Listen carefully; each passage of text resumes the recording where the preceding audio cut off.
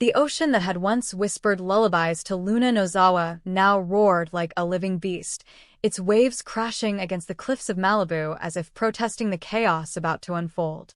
The night air was sharp, heavy with salt and dread, a symphony of sirens echoing through the coastline as police lights painted the sand in violent shades of red and blue. Luna was running, not from justice, but from the ghosts that had begun to hunt her in flesh and form. The woman who once moved through life like a fragile melody, carrying her mother's quiet grace and her aunt's unyielding fire, now found herself branded as the villain in a tragedy she didn't write. Every breath she took was an act of defiance against the fate that had been scripted for her. It had begun weeks earlier, when a warrant was issued for her arrest in connection with a shooting that left Will Spencer critically injured. The media had already devoured the story, labeling Luna the Malibu Siren, a manipulative temptress who had seduced and destroyed yet another heir to a powerful dynasty. But those who looked closer, those who saw the terror in her eyes and the fractures in her voice, knew something darker lurked beneath the headlines.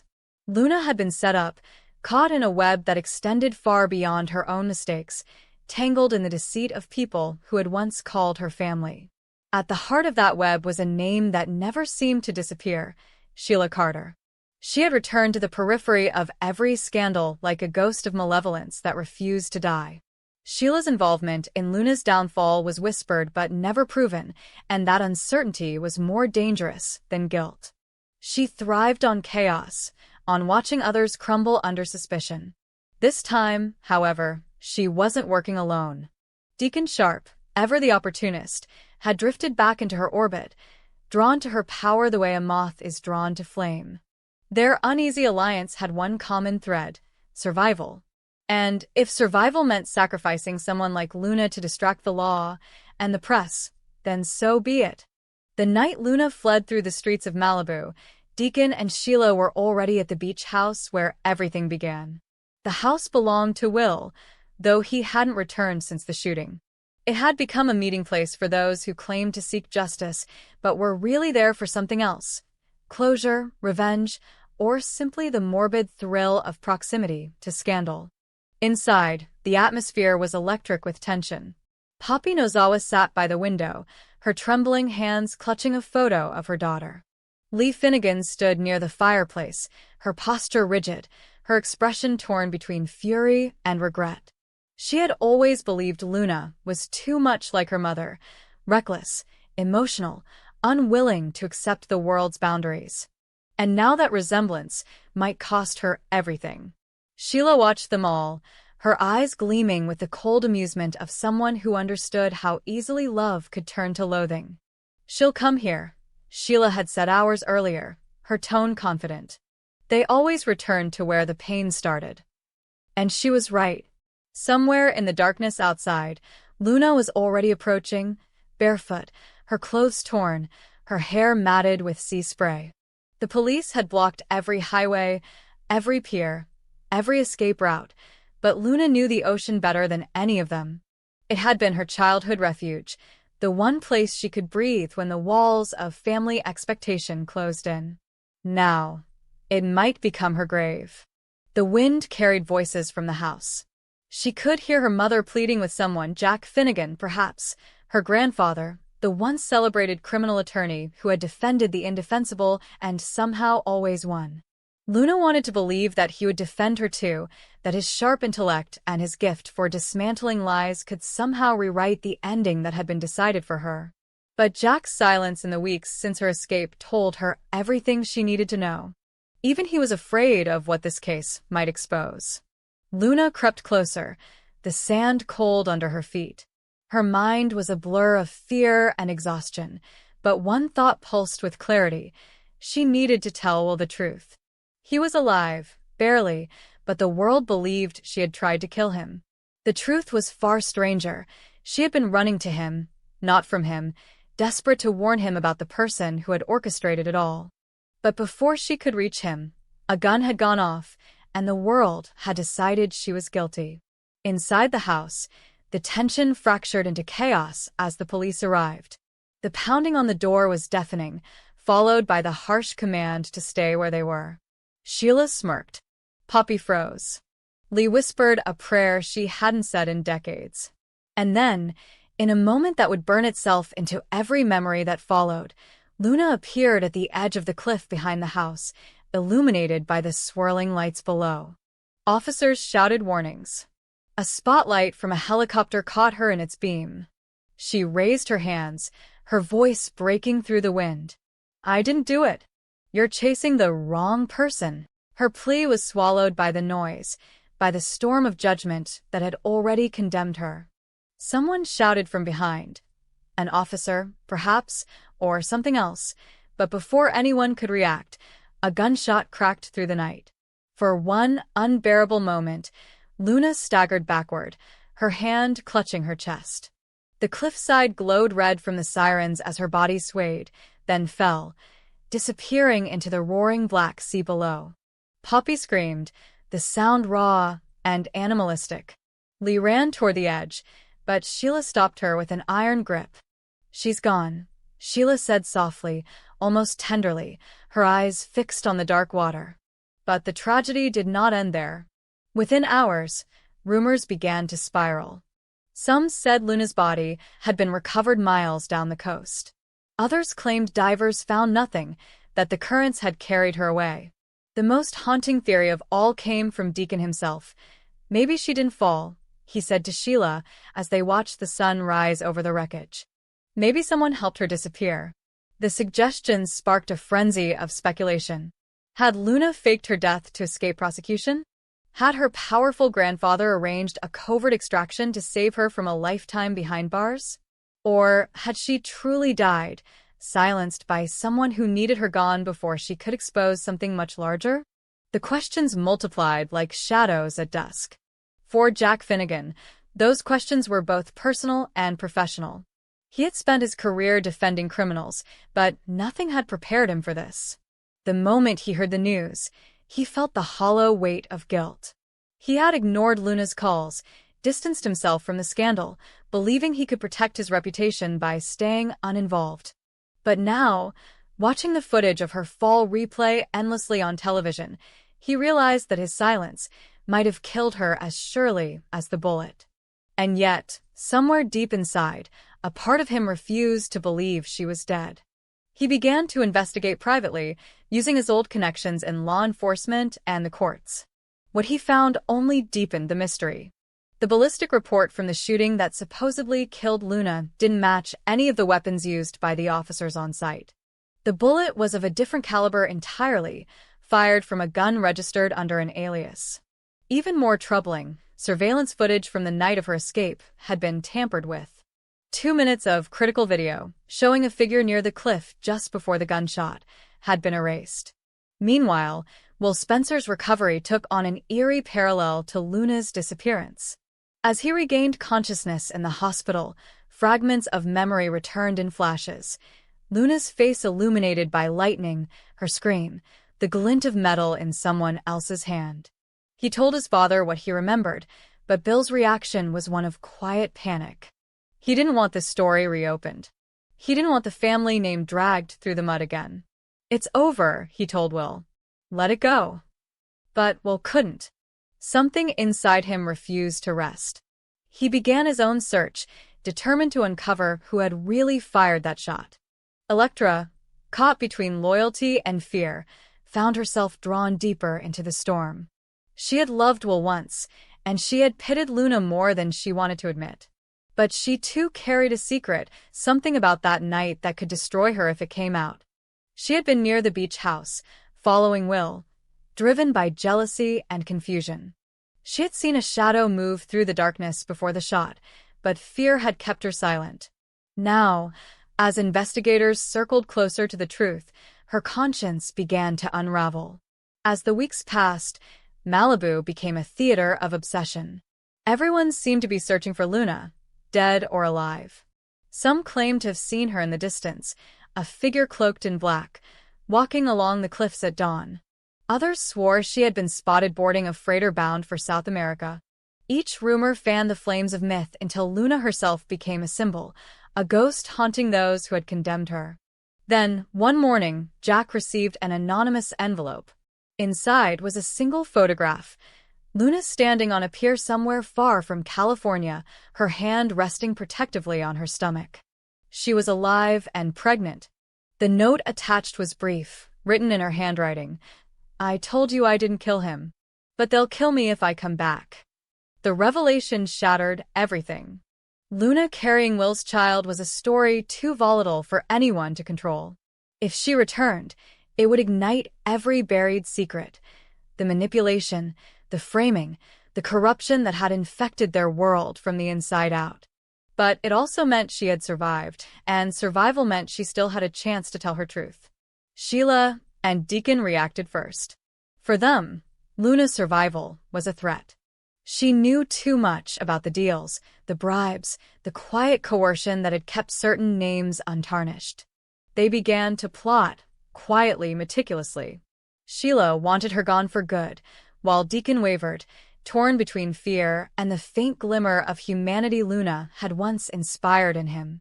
Jack, on the other hand, made a decision that would define the rest of his life. He would bring his granddaughter home, no matter the cost. He contacted old allies in international law, arranged safe passage, and prepared to reopen her case.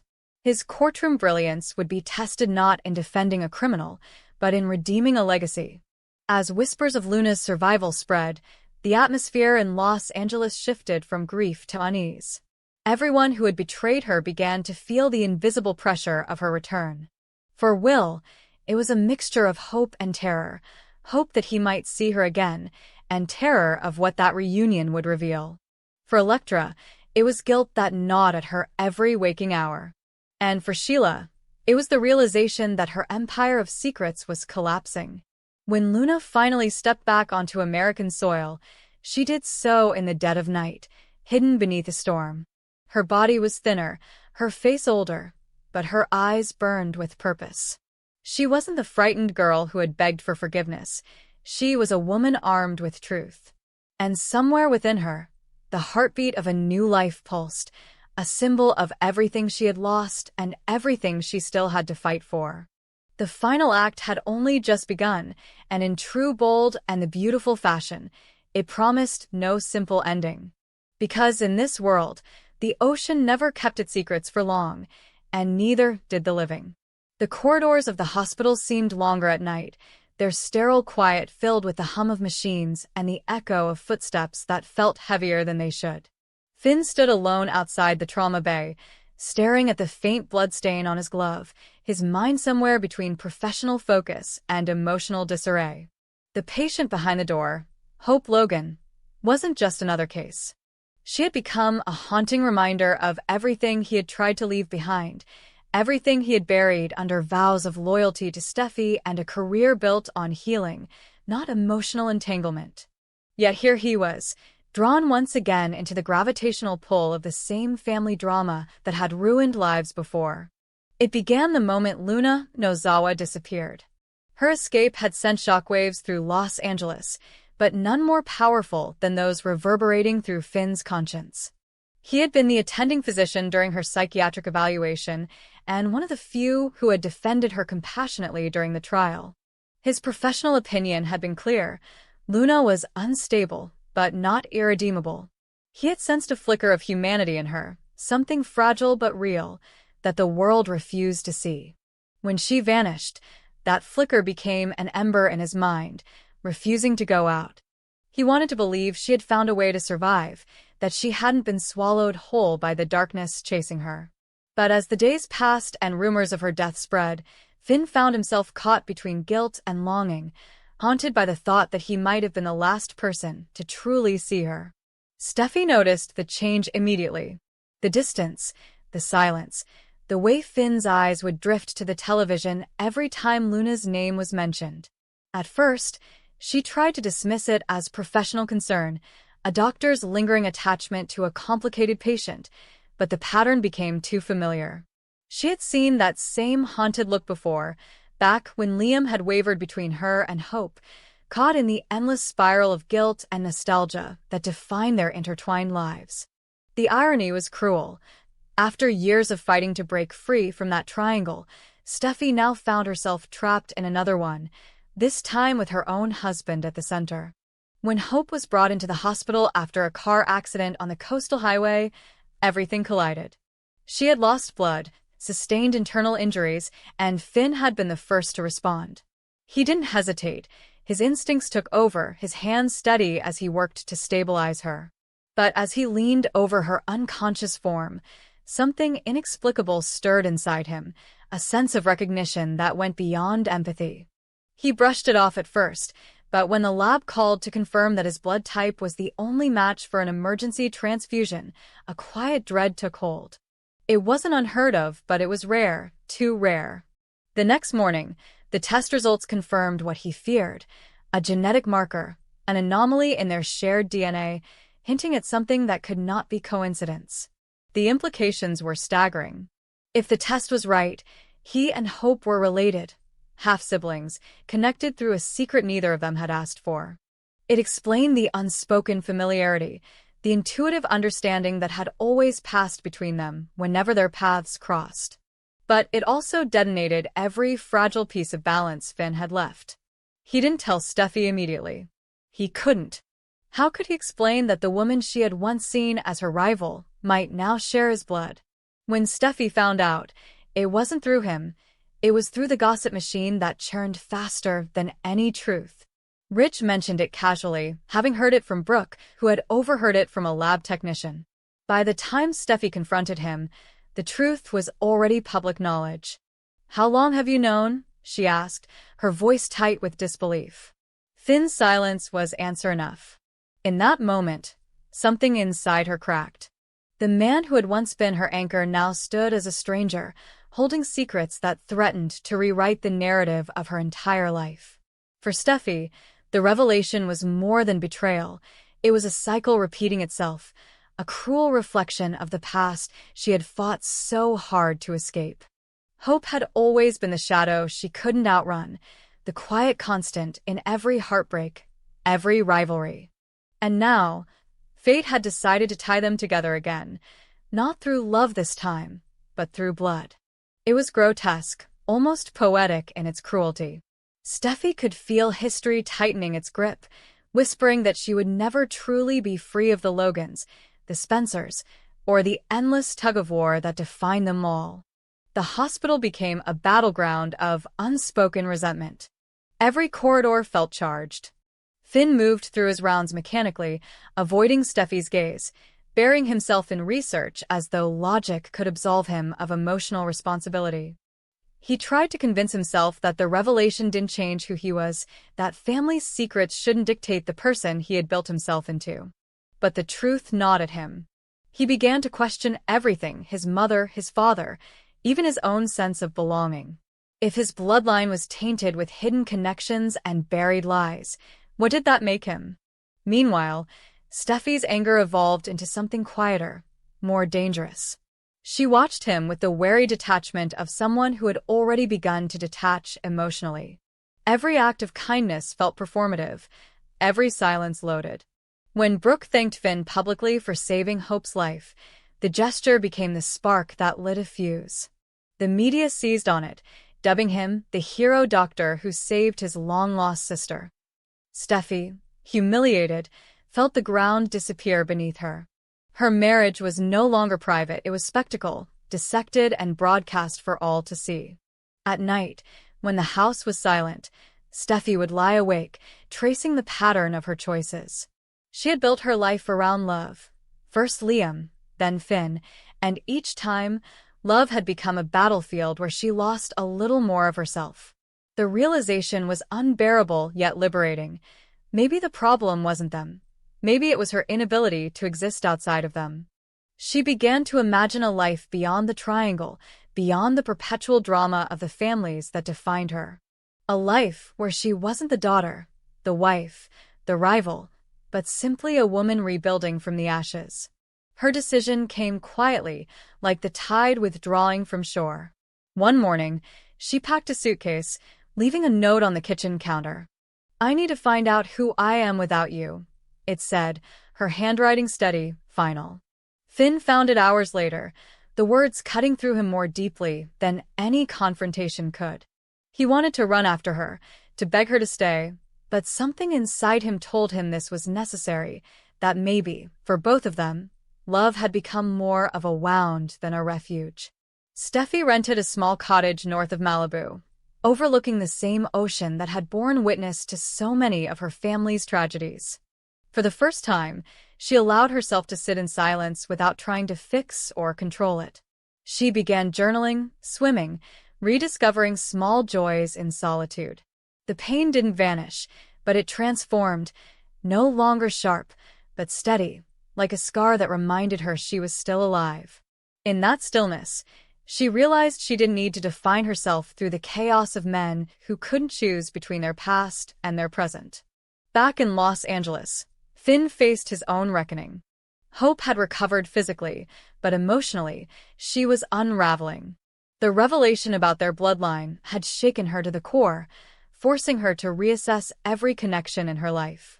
For years, she had been trapped in the cycle of heartbreak with Liam, always defined by someone else's choices.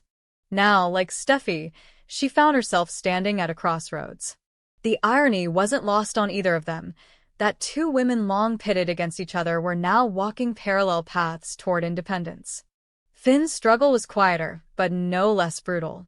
He continued to treat patients, burying himself in the mechanics of saving lives, but he couldn't escape the emotional residue of everything that had happened. His empathy, the quality that had once made him such a gifted doctor, now felt like a curse. Every time he looked at Hope, he saw a reflection of his own broken lineage, and every time he thought of Steffy, he felt the ache of a love too fractured to repair. Months passed, and the chaos around Luna's disappearance slowly gave way to rumor. Some claimed she was alive, living under a new name. Others insisted she had drowned, her secrets buried with her. For Finn, she became more than a memory. She became a symbol of everything he couldn't control. She had been the catalyst, the spark that exposed the fault lines in his life, and her absence left a silence he couldn't fill.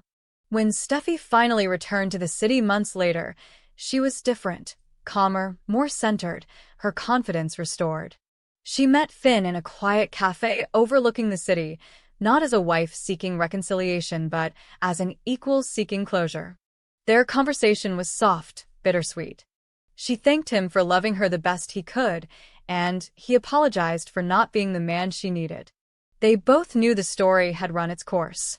As they parted ways, the world outside seemed to exhale. The endless loops of betrayal, forgiveness, and reunion that had defined their families for generations had finally reached their quiet conclusion. Finn went back to his hospital, to his patients, to the work that had always grounded him. Steffy returned to her children, to her company, to herself. Hope continued her healing, learning to live without the weight of love triangles and inherited guilt. And somewhere out there, the ocean still roared against the Malibu cliffs, indifferent to the pain and the passion it had witnessed. For the first time in years, it sounded not like mourning but renewal. In that rhythm, Steffy found peace, Finn found redemption, and Hope found freedom. Their lives, no longer bound by the cyclical tragedy of love and betrayal, became something simpler, quieter, and finally their own.